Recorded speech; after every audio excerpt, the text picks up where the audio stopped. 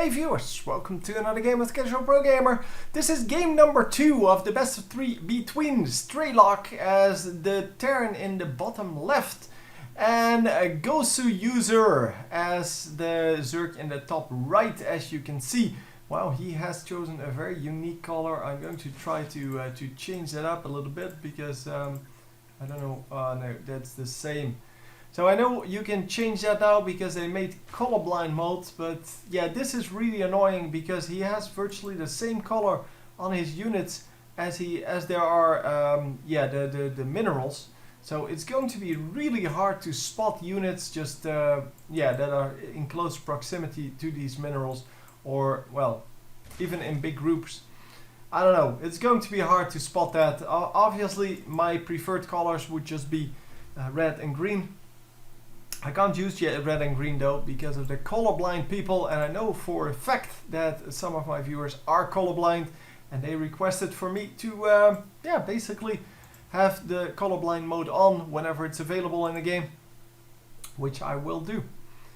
So anyhow, we are going to see some pretty standard play here, although the barracks go down not here but over here, so I'm going to assume that there's going to be a second barracks over there, and just to distract his enemy so that he cannot find it, because well, overlords are going to fly in. As you can see, they are going to fly to the corners, which means that this is not forced cross positions, so they don't know where the opponents are.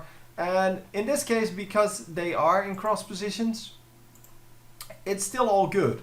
So there is no advantage from scouting either clockwise or counterclockwise, because both of them will find the other player in the second place they look. Well, I guess for the Zerg player it's the third place technically, because well, the Zerg player of course goes bottom first and then left and then goes cross map, because then he knows that it's cross map. But yeah, going cross map with your second overlord would not be very wise, because it takes 40% extra to get across the map then, to get to that base. That is of course no good. So the overlord is going to take a turn, and this guy is going to scout there as well, going to see the overlord, going to know, hey, he's over there.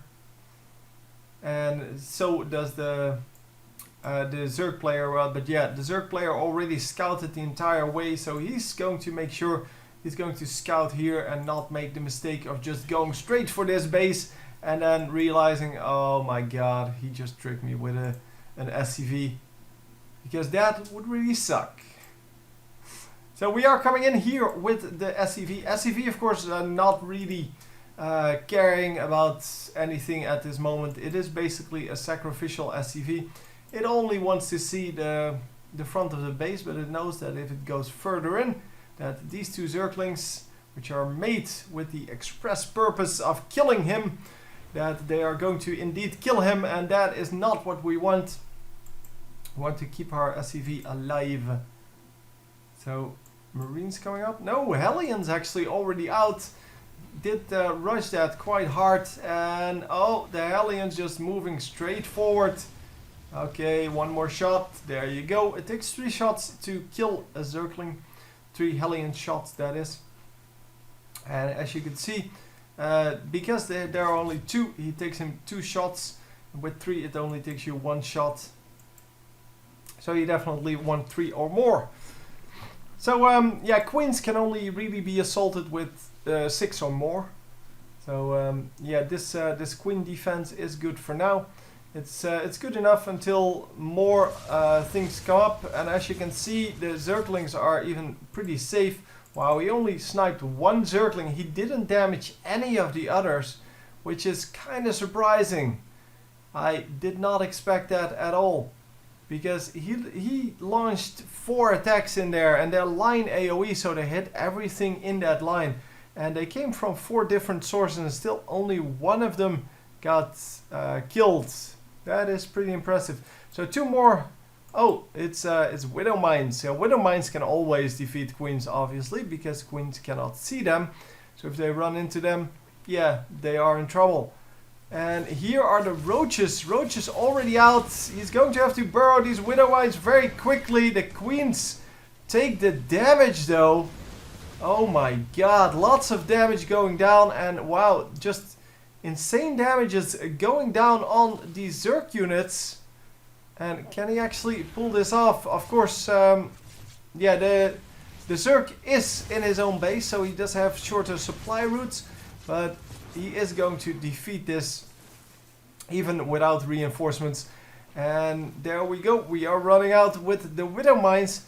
The Widow Mines, of course, are going to reposition themselves because he knows that, well, otherwise it's just going to be a wait for some detector, in this case a Spore Crawler, to be there, or an Overseer, and then he's going to lose the 2 Widow Mines, and that is not really what he intended to have.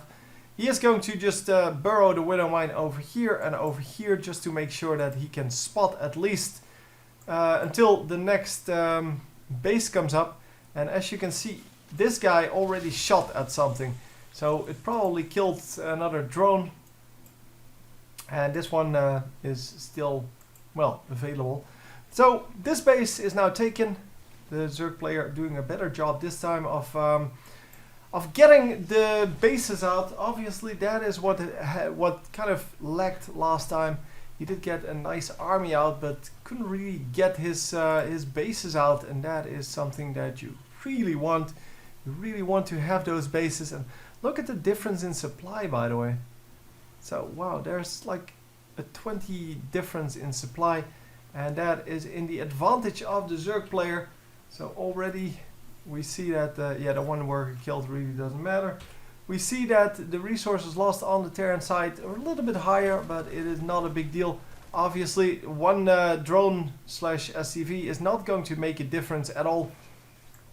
It is all about the larger numbers. But yeah, I did expect in the last game for that to make a little bit more of a difference. It, however, did not make a difference. The early lead. So, we do have a Widow Mine over here just sitting there. Deactivate, but it unburrows then.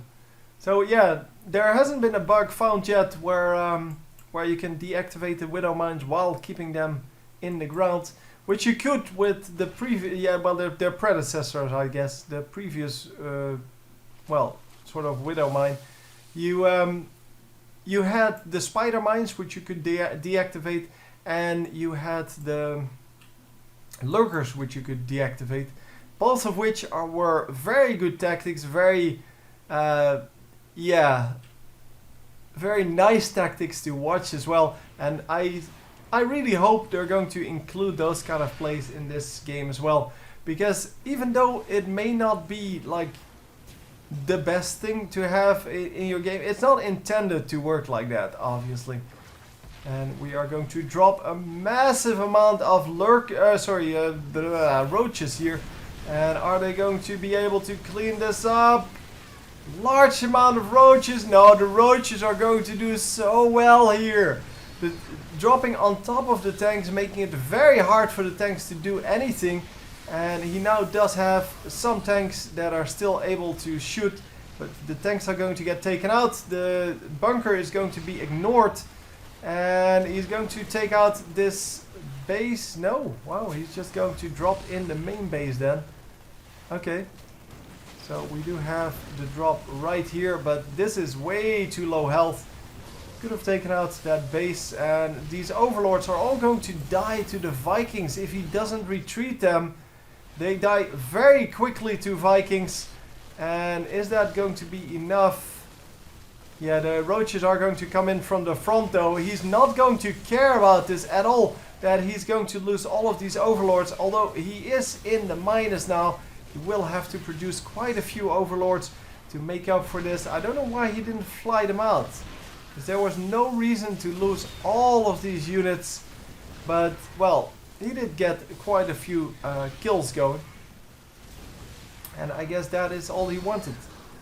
So the Vikings are going to go down now, keeping 2 overlords alive, which is pretty silly. I mean, he could have had so much more out of that. But yeah, the overlords get produced. He now has a decent amount of room in his supply cap again. And we are just going to march in with more and more and more roaches. I guess the Zerg player doesn't really care too much about his overlords because they're only minerals. On the other hand, having being supply blocked is kind of silly. It's also kind of, well, a pain in the ass, to be honest. And yeah, the entire defense here destroyed. Entire front line, including everything, gets destroyed. And so yeah, we have Hellbats over here, but Hellbats, yeah, they don't do that much damage against roaches. And this is an all roach army. And are we going to be able to drop this once again? One overlord might actually get taken out before the drop, but it has nothing in it, so it is not a big deal. He is going to pick it off, yeah, but it is not a big deal. Nope, no drop yet. Oh, he's going to drop it now. The Zerg player now thinks that this is a decoy, and indeed it was a little bit of a decoy, but it's not. So he may actually still drop these. But yeah, I think the Zerg player, or the Terran player, sorry, is still not entirely sure whether there are units in these overlords. But yeah, I can tell you there are, Mr. Terran player. Yeah, he's still not sure, but he is going to obviously pick them off. But he left them alone for a little bit. The Zerg player could have dropped those, and well, we are going to lose another one.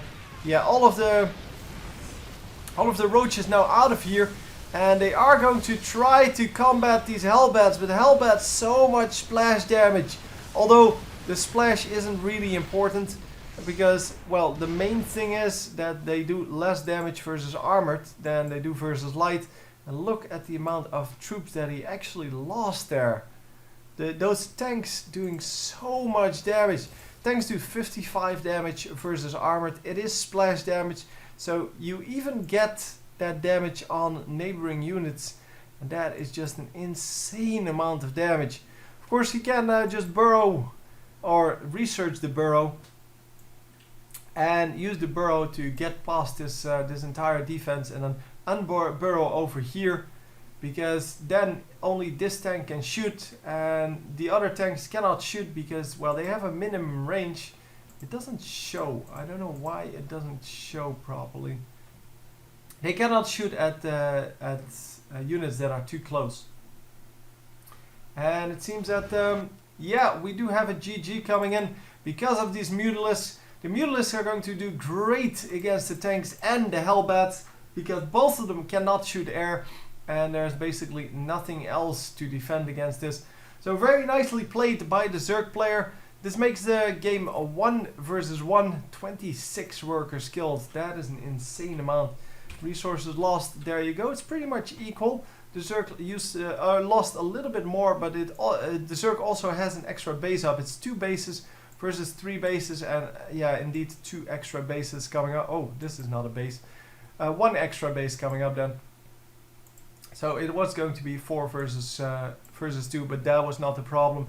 The problem was that all of these units were going to get taken out, or at least made useless by these Mutalisks. A very nice tech switch. I think that's what he needed to do in the last match, and just, yeah, he couldn't produce enough Vikings to combat that because I think he only has 1 starport. As far as I can tell, only 1 starport without a reactor. Yeah, that is not going to work. That is going to go down well before anything happens. Anyway, hope you enjoyed, and I will see you next time for game number 3. GG!